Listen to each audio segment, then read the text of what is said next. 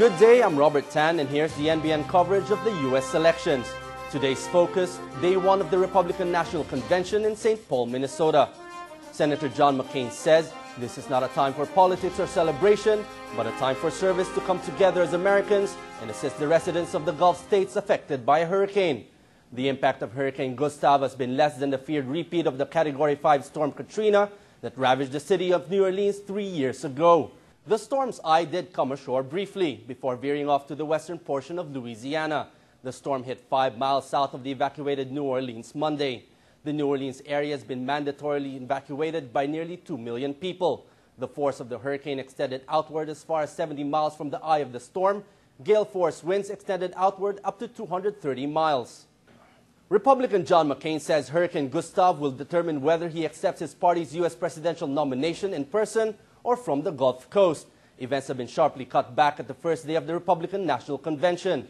Delegates heard Monday from First Lady Laura Bush and Cindy McCain in an address to delegates at the end of the convention's opening session call.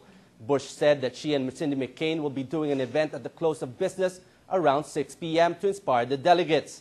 The event's at the Xcel Energy Center, where delegates met calling the convention into order so that later in the week they can nominate John McCain and Alaska Governor Sarah Palin as the Republican nominees this year. The opening session, the only event scheduled as Hurricane Gustav bore down on the Gulf Coast, left the festivities out in the rain. Laura Bush and Cindy McCain attended the Louisiana delegation breakfast in Minneapolis, as well as a luncheon for all the delegates. Ladies' Day was the moment for the women to come forward to work towards the days ahead for McCain and Palin's campaign. Republican nominees for President and Vice President John McCain and Alaska Governor Sarah Palin went to evacuation centers and are showing their executive style even as they prepare to take the nomination in the 2008 presidential election. In the Gulf Coast state of Louisiana and also eastern Texas, where Hurricane Gustav slammed ashore, the pair want to appear ready for action. Mike Cohen tells us how the Republican nominees are working up a storm to show they are prepared.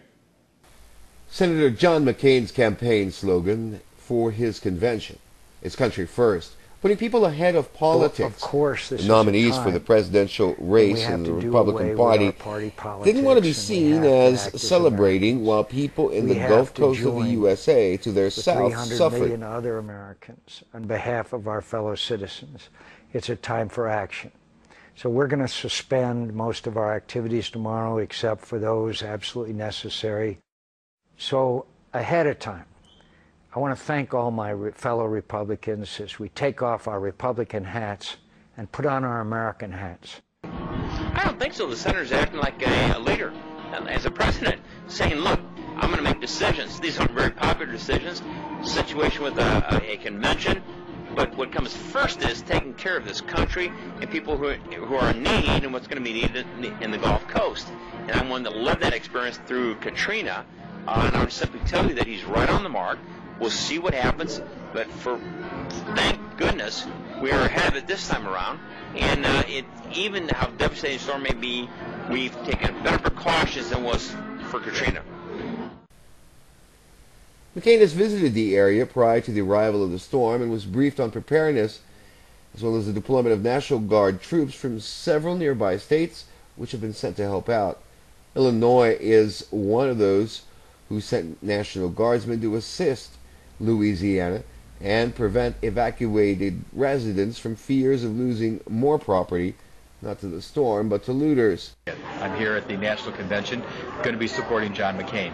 The big thing that just came out here this afternoon was the fact that the Republican Convention is going to change its whole presentation in regards to the cheerleading that goes on at the convention and really focus on just the mechanics of nominating Senator McCain and Governor Palin as President and Vice President, and looking at what's going on with the Hurricane Gustav that's coming on the coast, and really being a more reserved approach, and what the Republican Party can do locally here at the convention to see that we support the efforts, and absolutely look at what President Bush is going to do and Governor Jindal is going to be doing in Louisiana on the positive efforts for the problems that are going to be happening, and hopefully the American public will stand up and support the President, the Governor down in that part of the country, and pray for the best. The storm is a lot better than during Katrina. A lot of it had to do with the governors. Yesterday I was on the video conference with governors of Alabama, Louisiana, Mississippi, and Texas.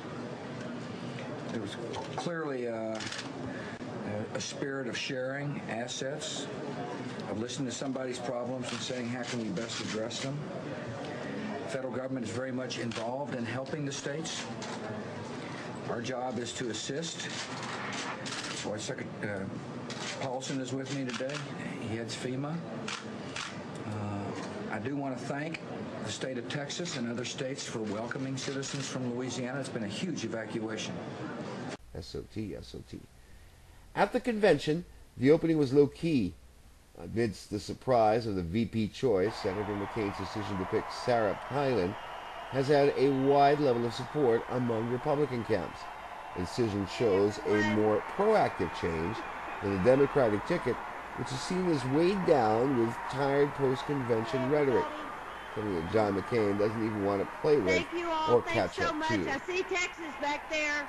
Hey, Texas. So as the Republican Party tones down its convention in order to get the business of selecting and facilitating the formal candidacy of John McCain and Sarah Palin, they begin to work in earnest on Friday, which is Thursday, in the United States. I'm Mike Cohen, NBN. Cindy McCain is the image of a Republican political leader's wife. Active in charities, blonde and beautiful, the classic icon of an American political wife, perfect for the campaign. But she is proving to be more than the heiress political trophy wife her critics seem to want to package her. Dina Libunao tells us more about John McCain's would-be First Lady. Cindy Hensley McCain has been disparaged as a trophy wife, a Barbie, an heiress with fancy purses, even the Paris Hilton of politics. But there's more to the picture than meets the eye. Cindy McCain, the wife of U.S. Senator and presidential candidate John McCain, is a businesswoman and a philanthropist, a former Arizona rodeo beauty queen and a daughter of a millionaire Phoenix businessman. Cindy McCain was 25 when she met her future husband, 17 years her senior, who was separated from his wife and already the father of 3 kids. When John McCain retired from the military, they settled in her hometown, Arizona. John and Cindy McCain have 4 children. 2 are in the military. Cindy founded and ran a non-profit organization, the American Voluntary Medical Team, from 1998 to 1995 that organized trips by medical personnel to disaster-struck or war-torn third world areas. She continues to be an active philanthropist and serves on the board of several charitable organizations. In recent years, 3 organizations in particular have been the subject of her international focus: HALO, Operation Smile, and CARE. In addition to her humanitarian work, Cindy is the chairman of her family's business, Hensley & Company, which is the largest Anheuser-Busch distributors in the U.S. If she were to become First Lady, McCain said, the issues she cares about now would be the issues she'll work on in the White House. While a lot of people talk about helping the poor and needy, Cindy McCain actually rolls up her sleeves and does it. Dina Libunao, NBN. Barack Obama says he's happy the federal government is moving faster this time with Hurricane Gustav response, but still says, why couldn't this have been done with Katrina? More on that when we return. Please stay with us.